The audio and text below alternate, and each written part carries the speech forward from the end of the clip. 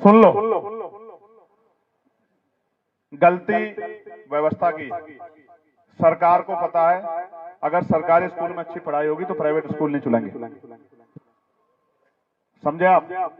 Teacher का काम पढ़ाना होता है, पोलियो का टीका लगाना नहीं होता टीचर का काम, जनगणना करना काम नहीं होता टीचर का। जानबूझ के आपके अध्यापक को इतना तोड़ा गया है, इतनी जगह से ड्यूटी लगाई गई है, चुनाव में यहाँ वहां फलाना ढिमका, फिर अधिकारी उस पर दबाव बनाते। क्यों? क्योंकि उनको पता है इसको नौकरी यही करनी है, हमारे खिलाफ नहीं जा सकता, उनसे गलत काम कराते। इसलिए मैं आपको कह रहा हूं, आपके स्कूलों का इलाज करना पड़ेगा, आपको अच्छे स्कूल बना के देने पड़ेंगे, अच्छे टीचर देने पड़ेंगे, और फिर वहां गरीब का बच्चा भी वही पढ़ाई पढ़ेगा जो इंग्लिश स्कूल में, इंग्लिश मीडियम स्कूल में अमीर का बच्चा पढ़ रहा है, मिडिल क्लास का बच्चा पढ़ रहा है। ये करके देना पड़ेगा। और जिस दिन ये होगा आप देखना, जब लाइन एक होगी ना,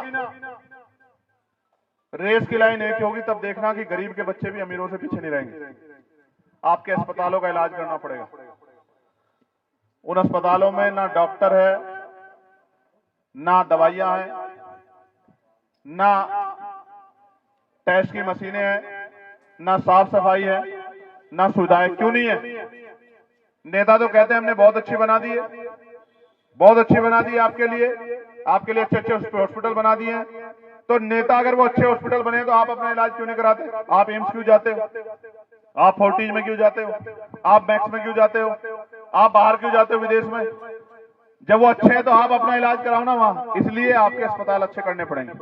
उन अस्पतालों में अच्छे डॉक्टर लाने पड़ेंगे, दवाइयां वहीं देनी पड़ेंगी, सारी टेस्ट की मशीन लानी पड़ेंगी, सुख सुविधाएं देनी पड़ेंगी, साफ सफाई करानी पड़ेगी, तब जाके वहां गरीबों का अच्छा इलाज होगा और उनकी जान नहीं जाएगी पैसे की कमी कारण। अभी तो जिन पे पैसे होते हैं वो इलाज करा लेते हैं, बाकी लोग पीछे रह जाते हैं। आपके पढ़े लिखे बच्चों को रोजगार देना पड़ेगा।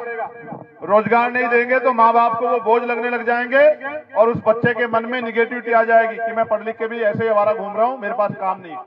मैं आपको विश्वास दिलाता हूं, आपके पढ़े लिखे बच्चों को रोजगार देने का काम करेंगे।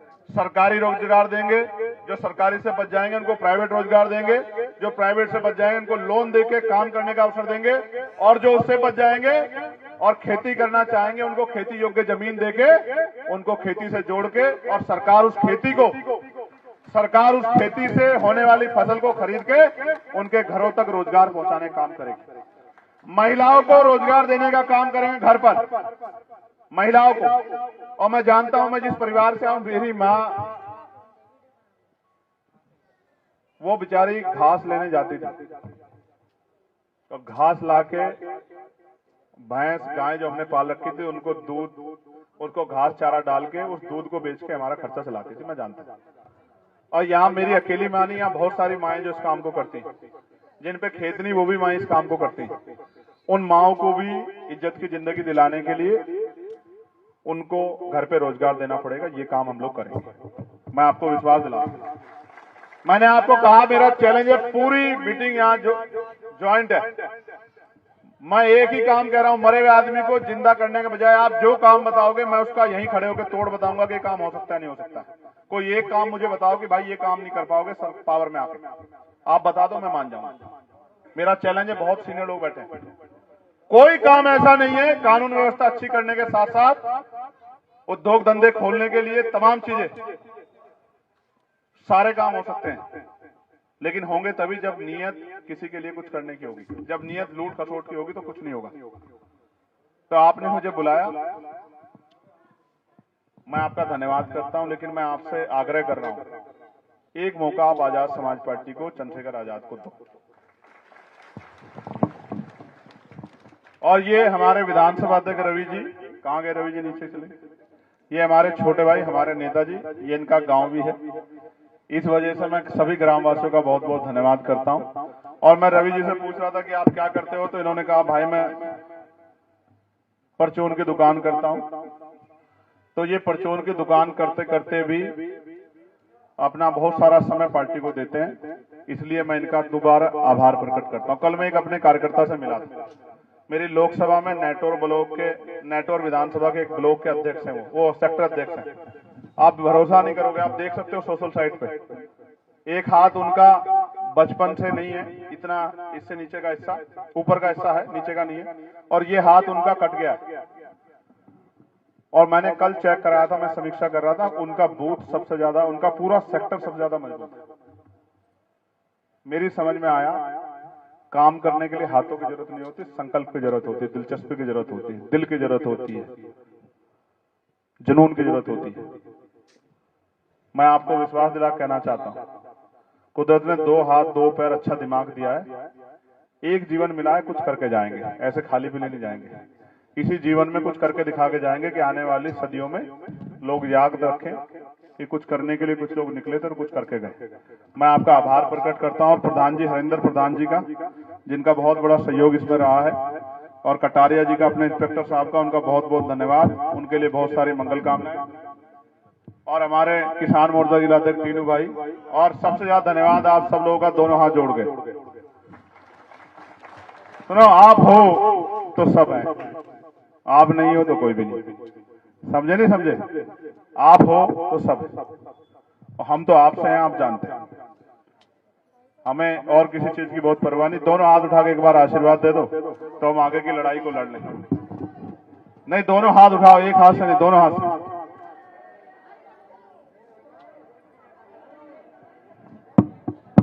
ये कह रहे हैं कि एक सदगुरु जी का जयकारा लगा दो, बताओ लगाऊं? बोलिए संत शिरोमणि सदगुरु रविदास महाराज की, सदगुरु रविदास शक्ति। बोलिए गुरु ज्ञान भिक्षुदास महाराज की, बोलिए अखंड ज्योति सदगुरु समनदास महाराज की, सदगुरु श्री रविदास शक्ति। और देखो कमाई भी हो रही है, 500 का नोट माता जी ने दिया है। रुक जाओ, ऐसे पकड़ा दो, ऐसे पकड़ा, इसको हाथ लगा लो। आप ही का है? अच्छा ठीक है, आजा। देखो सुनो, ये 500 का नोट होगा आपके लिए, मेरे लिए ये 5 करोड़ का नोट है, ठीक है? और इसे खून के आखिरी कतरे तक चुकाऊंगा, याद रखना मेरी बात को। बहुत बहुत धन्यवाद, सबका धन्यवाद।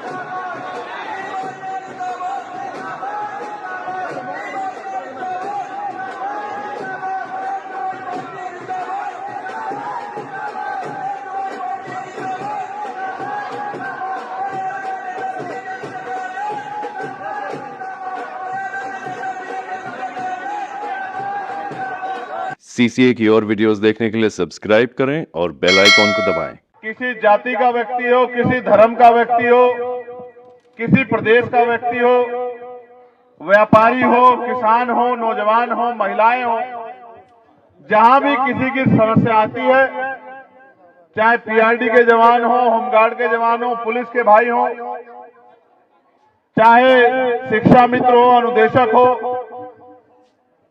या फिर आशा आंगनबाड़ी भोजन माताएं हो, सभी की समस्या को लेकर लगातार हम लोग पार्लियामेंट में आवाज उठाते हैं। कोई भर्ती ऐसी नहीं जिसमें घोटाला नहीं होता, पेपर लीक नहीं होता, आरक्षण के साथ छेड़खानी नहीं होती है, और जो भर्ती हो भी जाती है बाद में उसका पता लगता है कि वो भर्ती 60-50%, 65%, 70% भ्रष्टाचार की भेंट चढ़ गई। चाहे 2 अप्रैल का मामला हो, चाहे देश प्रदेश में कहीं भी कोई जुर्म जाति अत्याचार हुआ हो, एनआरसी का मामला हो, 13 महीने किसानों का आंदोलन चला हो, पहलवान बेटियों के सम्मान का मामला हो, या आरक्षण में जो घोटाला हुआ होता है शिक्षक भर्ती में, जिसमें 5 दिन तक हमने आंदोलन करके